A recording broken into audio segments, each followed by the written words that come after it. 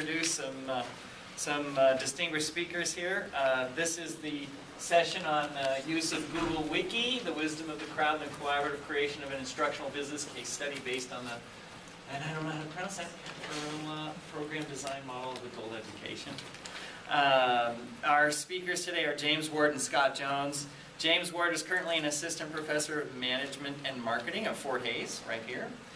Prior to joining FHSU, Dr. Ward was a training, change, and communication manager consultant involved in a wide range of Shell oil businesses. Dr. Ward has also worked in higher education at Graceland University in Indiana State. Also, we have Scott Jones, and he is the director of the Center for Economic Education at Fort Hays State University. He holds an EDS in Urban Leadership and Policy Studies from the University of Missouri, Kansas City, and Master's in Educational Administration from the University of Kansas, and an MA in Curriculum and Instruction from the University of Missouri in Kansas City, as well as a Bachelor in Marketing Education from the University of Missouri, Columbia. And he's currently working on a PhD in Career and Technical Education at Kansas State University. Thank you. And because he's working on a degree in technical education, he's filming. Why? We're three researchers. Jacqueline is in, were you going to read about her? I didn't have that one on here. Oh, I think we knew who was coming today. Okay, So I'll let you introduce Jacqueline and I'll step out of the way. The way this came about is I was doing a certification program in emerging technology because I love it. I love all this technology stuff. And through the University of Calgary in Canada, and the faculty member was Jacqueline. And one thing led to another, so she's agreed to create this paper together. I'm creating a case study. Scott is working on the Google Wiki dynamics, and Jacqueline is doing the summary of the Caffarella program design model of adult education. Get your little iPhones out and Google that. No bother. Okay, this is being done on a Prezi, not a PowerPoint. So, and this is kind of a weird small screen to me. First, I want to get the definition of terms and concepts. Why is it not? Okay, there we go. We live in a new world. What year are you? Senior. Senior. We're preparing you for a job that doesn't exist 10 years from now. And we're preparing, what year are you? Junior. We're preparing you to use technologies that haven't been invented yet. That's just the plain fact. The plain fact. We live in a world that is called Wikinomics, a world of collaboration. 10 years in Shell Oil, my entire career was project-based. All of my co-workers were in different countries, in different parts of the United States. Just because you're working for a company in Wichita doesn't mean you are not going to be on a virtual team, because the company is not going to keep flying you to Des Moines. The costs right now are just prohibitive, and the recession has really hurt. So, Don Tasbot wrote a book called Wikinomics. Let me see if I can make this work. Yes! In which he talks about how businesses today work in collaborative teams, in management, marketing, supply chain, whatever it is. Have you got that? Has that kind of sunk in your courses here that you're going to be on teams? I volunteer you. You're always on a team. There you go. Now,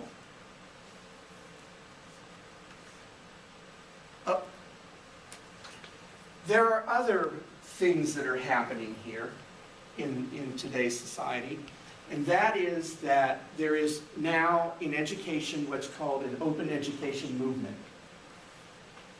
That means the belief that if you create materials, you can disseminate them to everyone through the net, through technology, the tools we're going to look at. That's very big in education. And universities can be very resistant because they hold the key to your future and you're paying for it. There is another big movement called crowdsourcing. Do any of you know what that, have you seen that term before? Can you guess from just the term crowdsourcing what it means? Take a guess. Like here, Yes, sir. in overflow of information resources, overflow.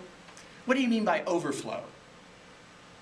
We have too many avenues to get info. Okay, that's not the meaning of this term, but I understand how you came to it. Yes, sir. Is it possibly piecing together from a bunch of different sources and maybe not having one specific place to go, but gathering it from a bunch of smaller places? You're going to a better thing, but this isn't it. I'll give you the answer, but those are good analytical response. Yes, sir. Maybe collaboration? Is it a collaboration of sources? Yes. I'll give you a specific example. When I created a website, okay, we'll do it this way. I wanted a visual image for my company.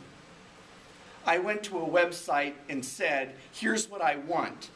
70 people gave me options from their little creative sources, and I picked one and paid them. You send it to the crowd, and you select what you want. Or in this case, you send it to the crowd, and they're going to comment on it. They're going to edit it. They're going to try to improve it. And that's what we're going to get at in a moment. And this is empowered by net collaboration tools. You could create, if you wanted, for example, a Facebook project page. My students do that in their composition, in their courses. You've got wikis. You've got blogs. How many of you have gone to Wikipedia? Uh-oh. Have you? Okay, everyone. That's a wiki. You know, the crowd contributes to it. And the theory of that is if it is wrong, the crowd will correct it. All of the guys and gals I worked with at Shell Oil, the first thing they did was Google a new idea, and it took them to a Wikipedia. And that was the beginning of an idea. So what my colleagues and I have in mind is to place what I'm going to describe in a moment up on a wiki and use Google Analytics to study who, what, where, when, why, how.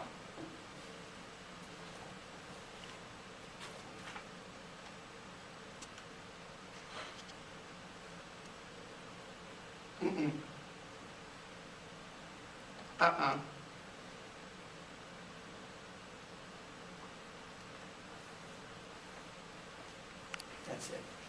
We want to place a case study in a business case study. In a moment, I'll tell you what it is. Up onto a Google wiki and invite others to come in and participate. The way we want to invite them is through a MOOC, massive, open, online course to comment and edit.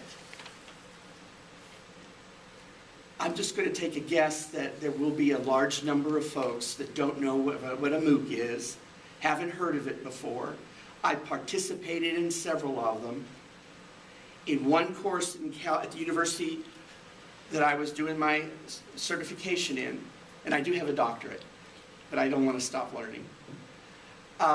It had 1,000 people participating in the course, but 10 of us were doing it for credit. Okay?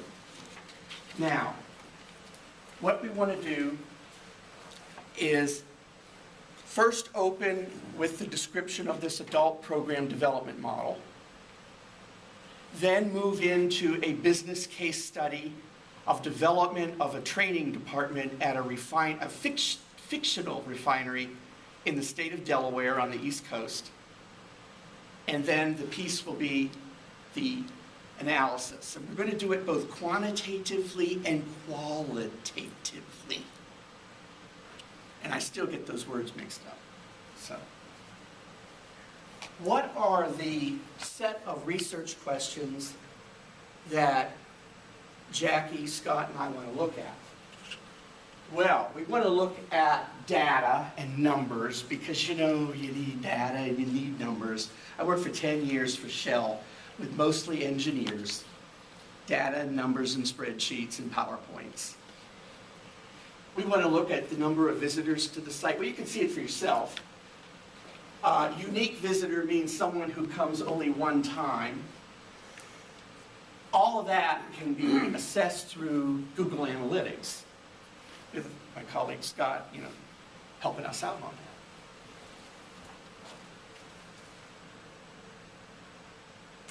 that. Ding. Ding. But we have qualitative research questions that we want to look at. This is where I'm interested.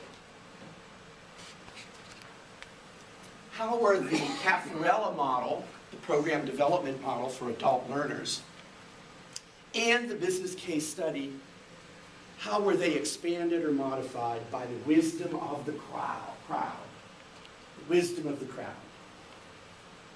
Number two, that case study is going to be loaded with hyperlinks to other information.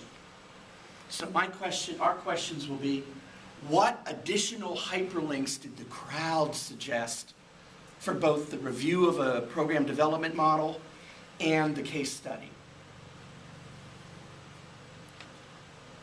And then, if they give more links, how did those links improve the product? And were there unexpected outcomes? I learned a long time ago when I was your age doing my little thesis, and you're going to have unexpected outcomes. The word says what it is. You didn't think it was going to happen, but it always does. And in this case, did people give alternative program models? Or did we expect, because it was in a massive open online course with thousands of people all over the globe, that very few participated? That would be very shocking and probably would be eliminating this as a research paper.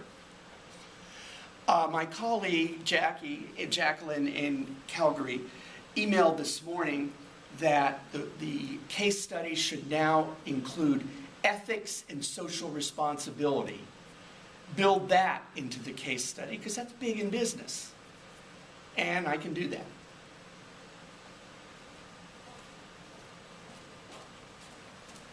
Ding. Okay. Do you have suggestions on the overall organization, the use of a wiki? Do you have suggestions on the case study? Do you have suggestions on more research questions that we can look at? Turn in your brains, calculate. You're in the front seat and you look smart. You look pondering. Oh no. Okay, this is what I want you to do. I want you to turn to the person you're sitting with and say, here's some other questions this guy, two guys and one gal should look at. Get together right now, just like at a class. We need your help. You guys, come over here. We need your help. You're the big brains. Come on, you can need your help. You can scoot on back. Join them. Yeah, I'll put up the questions again. Yeah.